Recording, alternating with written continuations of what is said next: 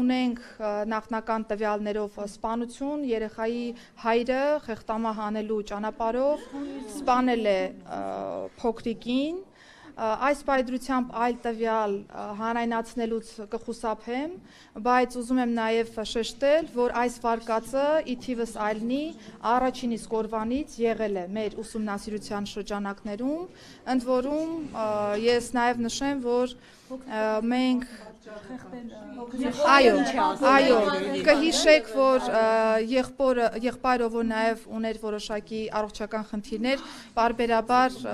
ռեակցիաներ էր տալիս, ներգրավել էինք նաև համապատասխան մասնագետ, որպեսզի հոգեկան առողջական վիճակի վրա լրացուցիչ ծանրաբեռնվածություն որպես այդպեսին չառաջանա եւ մենք կարողանանք պատշաճ կերպով ստանալ տեղեկատվություն փոքրիկից, եթե նրան որևէ բան հայտնի է եւ այս պայծրությամբ շատ նախնական տվյալներով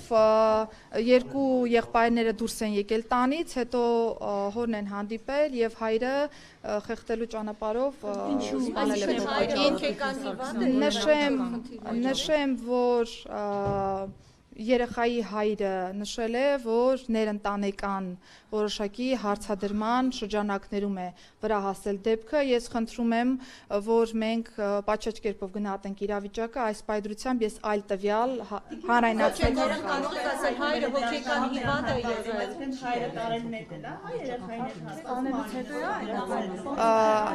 Ես ասեմ, որ երբ որ դեպքը տեղի է ունեցել եւ մենք սկսել ենք որոնողափրկարարական աշխատանքները ամբողջ հարակից հատվածով, իրականացվել է տարածքի ճակերտավոր ասած սանրում եւ յուրաքանչյուր հաջորդ տարածքի անցնելու պայմաններում ըստ նախնական ցուցմունքի երեխայի հոր, նա երեխայի մարմնի տեղափոխություն է իրականացրել տարածքների, բայց խնդրում եմ հարգելի գործընկերներ հաշվի եւս 4 երեխա ունի եւ այդ ընտանիքում ապրում էին հորաքրոջ եւս 4 երեխաներ, այսինքն հաշվի առնելով հիմա ընդհանուր մի